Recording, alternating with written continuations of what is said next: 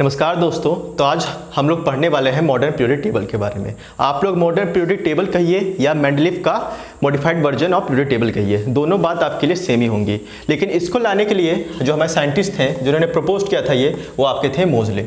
तो आज इन्हीं सब के बारे में जानने के लिए और कुछ नई चीज़ों को सीखने के लिए हमारे चैनल शिक्षालय इसको सब्सक्राइब कर लीजिए, बगल में जो बेल आइकन है उसको प्रेस कर लीजिए कि ऐसे ही स्टडी की रिलेटेड वीडियोस आप तक पहुंचती रहे। तो चलिए आज के स्टार्ट करते हैं टॉपिक मॉडर्न पीरियोडिक टेबल, जिसको हम modified version of Mendeleev periodic table भी कहते हैं। बेसिकली मॉडर्न पीरियोडिक टेबल को देने वाले साइंटिस्ट का नाम था मोजले।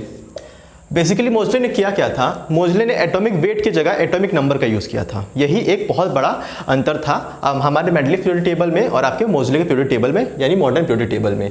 यहाँ पे जो भी पीरियोडिक टेबल था वो किस पे डिपेंडेंट था, वो एटॉमिक नंबर पे डिपेंडेंट था। और मोजले ने ऐसा किया कैसे, तो मोजले ने एक्चुअली एक एक्सपेरिमेंट किया जिसमें under root of v is directly proportional to z आया था। यहाँ पे z किसको रिप्रेजेंट करता है, आपके एटॉमिक नंबर को रिप्रेजेंट करता है, और अंडर रूट v मतलब v किसको रिप्रेजेंट करता है, तो फ्रीक्वेंसी को। बेसिकली इन्होंने किया क्या, इन्होंने मेटल की जितनी थी सर्फेसेस ली, जितने मेटल्स थे उनके एक सर्फेसेस ली और उस पर आपकी जो इलेक्ट्रॉन की बीम थी, हाई स्पीड इलेक्ट्रॉन्स को उस पर बम्बार्ड कराया। और बम्बार्ड करने के बाद जो एक्सरेज निकली, जो एक्सरेज का फ्रीक्वेंसी का अंडर रूट था वो उसके एटॉमिक नंबर के क्या आया, डायरेक्टली प्रोपोर्शनल आया। जिससे उन्होंने ये बताया कि all the physical and the chemical properties of all the elements are periodic function of their atomic number. तो यहीं से एटॉमिक नंबर का चलन आया और एटॉमिक वेट को हटा के एटॉमिक नंबर का यूज़ किया गया हमारे पीरियोडिक टेबल के फॉर्मेशन के लिए। तब बात करते हैं कैरेक्टरिस्टिक्स की। जो हमारा मॉडर्न पीरियोडिक टेबल था उसके क्या क्या कैरेक्टरिस्टिक्स थी। तो पहले जो कैरेक्टरिस्टिक्स ये थी कि वहाँ पे 9 वर्टिकल कॉलम्स थे कॉल्ड ग्रुप्स।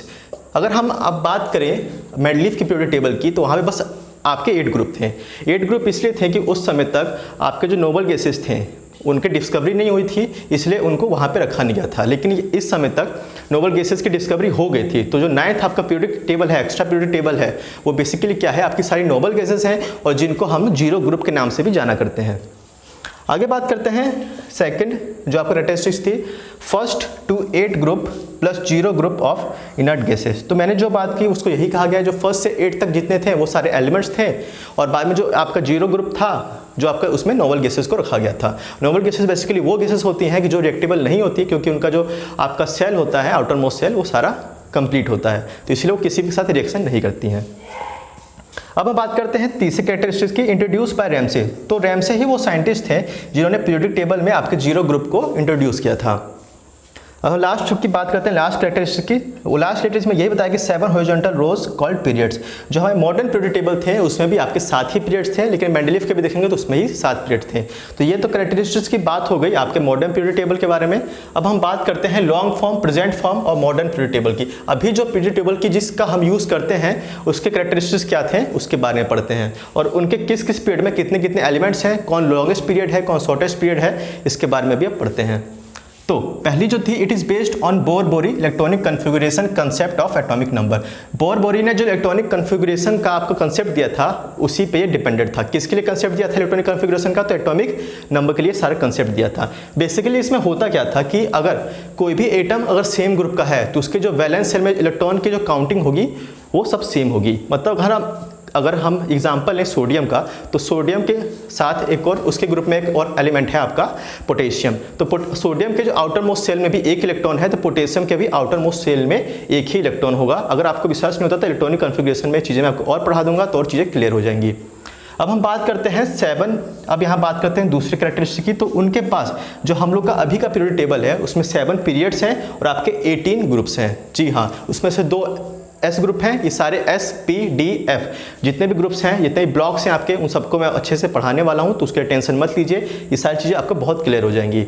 तो आपके जो 7 पीरियड्स हैं वो बेसिकली क्या है, वो सारे के सारे हॉरिजॉन्टल क्या है आपके रोज है। तो उसमें जो पहला पीरियड है उसमें कितने एलिमेंट हैं आपके, 2 एलिमेंट हैं, और यही है आपके लॉन्ग फॉर्म पीरियोडिक टेबल का सबसे शॉर्टेस्ट। यानी ये क्वेश्चन बहुत बार पूछा गया है कि आपके पीरियोडिक जो आपका लॉन्ग फॉर्म पीरियोडिक टेबल है उसमें शॉर्टेस्ट पीरियड का नाम बताइए। तो जो आपका पहला जो पीरियड है वो शॉर्टेस्ट पीरियड है, क्योंकि वहाँ पे बस 2 आपके एलिमेंट होते हैं, और दोनों एलिमेंट क्या क्या हैं आप मुझे कमेंट बॉक्स में लिख के बताइए, ठीक है।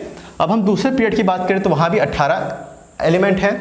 तीसरे ग्रुप की बात करें वहाँ भी 8 ही एलिमेंट हैं, चौथे ग्रुप की बात करें तो वहाँ 18 हैं, पाँचवें की बात करें तो वहाँ भी 18 हैं, और सिक्स की बात करें तो वहाँ पे 32 एलिमेंट्स हैं। और 32 एलिमेंट्स होने की वजह से जो आपका 6 पीरियड है वो आपके पीरियड टेबल का सबसे बड़ा पीरियड कहलाता है। तो कोई आपसे पूछे कि longest period of period table, तो आप लोग को 6 पीरियड टेबल की बात करनी है।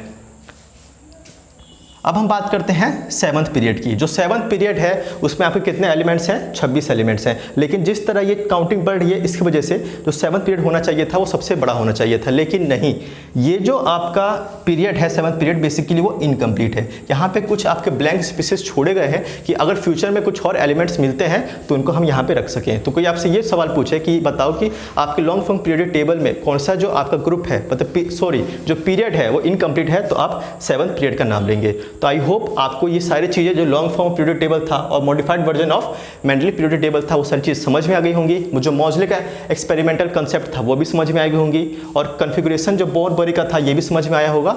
तो आई होप ये चीज़ें आपको अच्छी लगी होंगी। अगर अच्छी लगी हैं तो लाइक कीजिए, सब्सक्राइब कीजिए और कमेंट करना ना भूलिएगा, क्योंकि इसी से हम लोगों को हौसला मिलता है। धन्यवाद।